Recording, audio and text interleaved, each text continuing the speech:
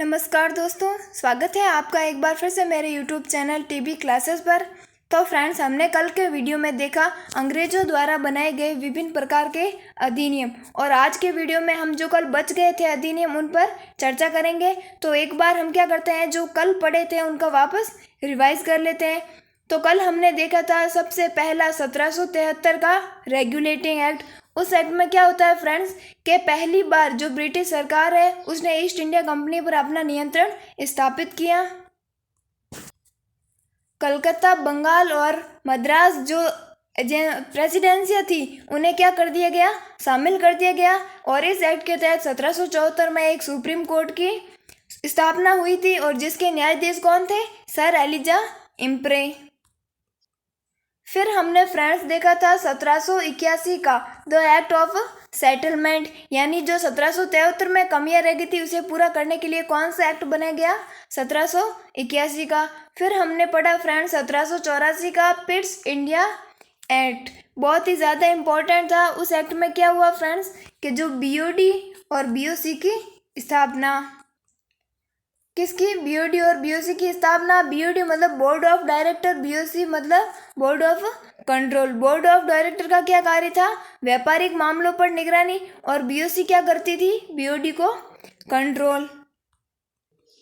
फिर हमने देखा फ्रेंड्स के 1813 में क्या था, कि भाई 13 एकाधिकार समाप्त, यानी चाय और चीन को छोड़कर ईस्ट इंडिया कंपनी के एकाधिकार को समाप्त कर दिया।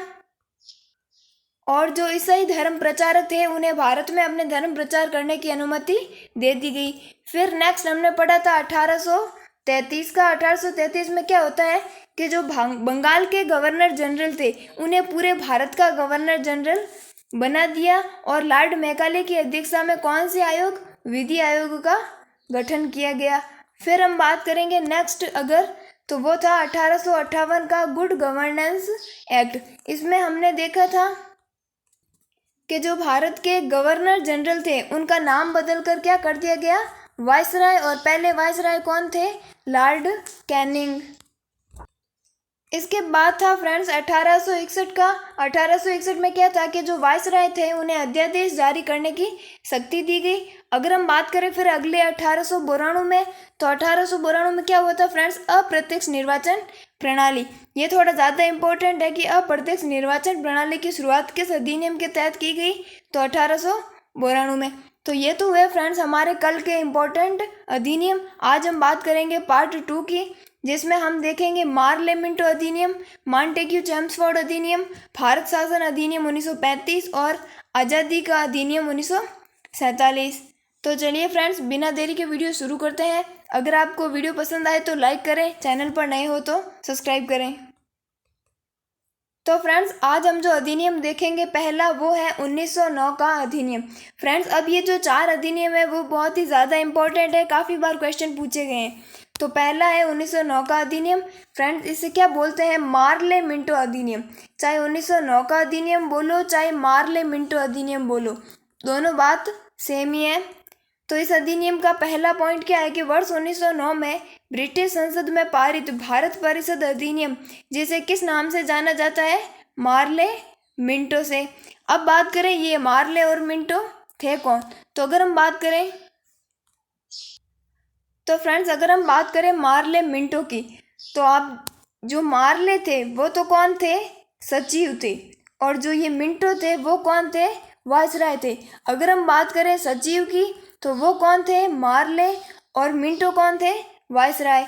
तो इसमें आप कंफ्यूजन होना हो इसके लिए एक मेरे पास ट्रिक है, कि देखो पहले सचिव में कितने अक्षर है, 3, वायसराय में कितने अक्षर है, 5। तो क्या होता है कि पहले 3 आता है और फिर 5 आता है, हो गया ना। तो मार्ले मतलब मार्ले आगे, मिंटो बाद में, सचिव पहले और वायसराय बाद में। तो मार्ले कौन है, सचिव, मिंटो कौन है, वायसराय। हुआ क्लियर। फिर अगला पॉइंट है कि लॉर्ड मिंटो को भारत का वायसराय नियुक्त किया गया। अभी आपको बताया था कि मिंटो तो थे वायसराय, आगे मार्ले थे सचिव। फिर क्या होता है कि थोड़े दिनों के बाद मार्ले को भारत के सचिव के रूप में नियुक्त किया गया। तो आप उस ट्रिक से याद रख लेना, इन दोनों लोगों के नाम पर ही इस अधिनियम का नाम मार्ले मिंटो अधिनियम रखा गया। फिर नेक्स्ट पॉइंट है फ्रेंड कि इस अधिनियम ने पृथक निर्वाचन के आधार पर मुस्लिमों के लिए पृथक सांप्रदायिक प्रतिनिधित्व का प्रावधान किया। इसके अंतर्गत मुस्लिम सदस्यों को चुनाव मुस्लिम मतदाता ही कर सकते थे। इस प्रकार इस अधिनियम ने सांप्रदायिकता को वैधानिकता प्रदान की और लॉर्ड मिंटो को सांप्रदायिक निर्वाचन के जनक के रूप में जाना जाता है। कहने का मतलब यह है फ्रेंड्स कि इस 1909 मार्ले मिंटो अधिनियम की सबसे इम्पोर्टेंट बात है कि इसमें क्या हुआ, पृथक निर्वाचन प्रणाली, वो भी किस लिए, मुस्लिमों के लिए। इस अधिनियम की फ्रेंड्स इम्पोर्टेंट बात यह है कि पृथक निर्वाचन जो था वो किस अधिनियम में हुआ, 1909 में। इसमें क्या होता है कि मुस्लिमों को अलग सांप्रदायिक प्रतिनिधित्व प्रदान किया गया। तो अगर हम बात करें लॉर्ड मिंटो को, क्वेश्चन बड़ा इंपॉर्टेंट है कि लॉर्ड मिंटो को सांप्रदायिक निर्वाचन के जनक कहा जाता है। तो क्वेश्चन क्या था कि सांप्रदायिक निर्वाचन के जनक कौन थे, तो लॉर्ड मिंटो। फ्रेंड्स इस अधिनियम के मतलब है, बहुत ही इम्पोर्टेंट एक लाइन है कि जो लॉर्ड मार्ले थे सचिव, उन्होंने मिंटो को इस पृथक निर्वाचन के बारे में ये कहा कि हम ऐसे घातक विष बीज बो रहे हैं जिनकी फसल बड़ी ही कड़वी होगी। तो देखो फ्रेंड्स यही बात है कि अगर मुस्लिमों को उस टाइम पृथक नहीं किया जाता तो आज हमारा भारत पाकिस्तान एक होता, लेकिन 1909 के अधिनियम के द्वारा मुस्लिमों को अलग पृथक निर्वाचन प्रणाली दे दी गई। ये तो हुआ सन 1909 का अधिनियम। अगला है फ्रेंड्स 1919 का अधिनियम, यानी इसे हम बोलेंगे फ्रेंड्स 1919 का अधिनियम, या इसका नया मतलब अलग नाम है मॉन्टेग्यू।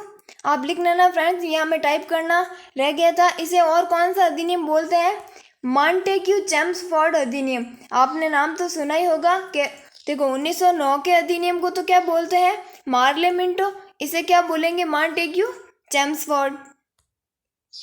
वही बात फ्रेंड्स के 1909 में तो मार्ले कौन थे, सचिव, मिंटो कौन थे, वायसराय। इसमें इसे क्या बोलते हैं, मॉन्टेग्यू चेम्सफोर्ड। तो मॉन्टेग्यू तो कौन हो गए, सचिव हो गए, और चेम्सफोर्ड कौन हो गए, वायसराय हो गए। अब इनके इम्पोर्टेंट बिंदु की बात करेंगे कि इनमें क्या होता है कि केंद्रीय और प्रांतीय विषयों की सूची पहचान कर उन्हें पृथक कर राज्यों पर केंद्रीय नियंत्रण कम किया गया। देखो केंद्रीय सूची को अलग कर दिया और प्रांतीय सूची को अलग कर दिया गया। फिर अगला है कि जो प्रांतीय विषय थे उन्हें वापस दो भागों में बांटा गया। कौन कौन से दो भाग थे, एक थे हस्तांतरित और दूसरा था आरक्षित। फ्रेंड्स जो हस्तांतरित विषय थे उन पर सीधे गवर्नर शासन कर रहा था। कौन, जो कि गवर्नर थे ना भारत के, वो शासन करते थे। और जो आरक्षित विषय थे उन पर कौन, जो गवर्नर थे, वो कार्यपालिका परिषद की सहायता से शासन करते थे। कहने का मतलब ये है कि इस अधिनियम में केंद्रों और राज्यों के बीच शक्तियों का बंटवारा कर दिया गया और दोनों के विषय अलग अलग कर दिए गए। अब जो प्रांत के विषय थे उन्हें भी दो भागों में बांट दिया, पहला तो आरक्षित, दूसरा हस्तांतरित। अगर हम बात करें हस्तांतरित विषयों पर कौन राज करता था, गवर्नर, और आरक्षित विषयों पर गवर्नर ही करेगा, लेकिन वो कार्यपालिका की मदद के साथ करेगा। फिर हम नेक्स्ट पॉइंट देखेंगे फ्रेंड्स, ये है कि इस अधिनियम में पहली बार देश में द्विसदनीय व्यवस्था और प्रत्यक्ष निर्वाचन की प्रारंभ। ये इस लाइन में ही मतलब इस पूरे अधिनियम का एक सार कहे तो वो है कि इसमें क्या होता है कि 1919 के अधिनियम में पहली बार देश में द्विसदनीय व्यवस्था। द्विसदनीय कैसे, अभी हमने पढ़ी थी, केंद्र और प्रांतों को अलग अलग कर दिया गया, उनके विषयों का बंटवारा कर दिया गया। और साथ में क्या, प्रत्यक्ष निर्वाचन प्रणाली। फ्रेंड्स बहुत ही ज़्यादा इम्पोर्टेंट है कि 1892 में तो हमने देखा था अप्रत्यक्ष निर्वाचन की शुरुआत हुई थी, लेकिन 1919 जो अधिनियम है उसमें क्या, प्रत्यक्ष निर्वाचन की व्यवस्था। ये आप थोड़ा इम्पोर्टेंट है, देख लेना। और पहली बार अगर हमारे भारत में द्विसदनीय व्यवस्था, तो वो भी किसने, 1919 के अधिनियम में। दूसरा नाम क्या है, मॉन्टेग्यू चेम्सफोर्ड अधिनियम। फिर एक और पॉइंट है इसका, इस अधिनियम से एक लोक सेवा आयोग का गठन किया गया। तो क्वेश्चन ये भी पूछा जाएगा कि कौन से अधिनियम के तहत लोक सेवा आयोग का गठन किया गया। तो कौन सा अधिनियम था, 1919 का। 1926 में सिविल सेवकों की भर्ती के लिए केंद्रीय लोक सेवा आयोग का गठन किया गया। हुआ क्लियर। फिर हम पढ़ेंगे 1935 का भारत शासन अधिनियम। ये ज़्यादा इम्पोर्टेंट है फ्रेंड्स, क्योंकि जो संविधान था उसमें जो अधिकांश भाग है वो किस अधिनियम का है, तो 1935 भारत शासन अधिनियम का।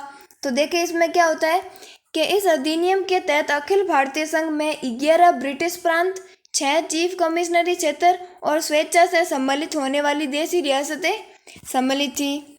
ये तो हुआ। फिर उसमें क्या होता है कि केंद्र और उसकी इकाइयों के बीच 3 सूचियां बनाई गई। कौन कौन सी? राज्य सूची, समवर्ती सूची और संघ सूची। ठीक है, ये देखो, संघ सूची, राज्य सूची और समवर्ती सूची। और जिसमें संघ सूची के तो 59 विषय, राज्य सूची के 54 विषय और समवर्ती सूची के 36। देखो, संघ सूची मतलब जिस पर जो कानून है वो बनाने का अधिकार किसका होगा? संघ यानी देश का होगा। राज्य में किसका होगा? स्वयं राज्य का। और समवर्ती सूची पर संघ और राज्य दोनों का शामिल। फिर अगला पॉइंट है फ्रेंड्स के प्रांतों में द्वैध शासन को समाप्त कर दिया गया। तो देखो, जो प्रांतों में द्वैध शासन था, हस्तांतरित और आरक्षित वगैरह ये जो विषय बनाए थे, उन्हें 1935 के अधिनियम के तहत बंद कर दिया गया। उन्हें स्वतंत्र और स्वशासन का अधिकार दिया गया, लेकिन किंतु विशेष जो अधिकार थे वो किनको प्राप्त थे? गवर्नर को। और सबसे इम्पोर्टेंट तो ये पॉइंट है कि आरबीआई की स्थापना, आरबीआई मतलब भारतीय reserve bank of India, RBI की स्थापना किस अधिनियम के तहत? 1935 में।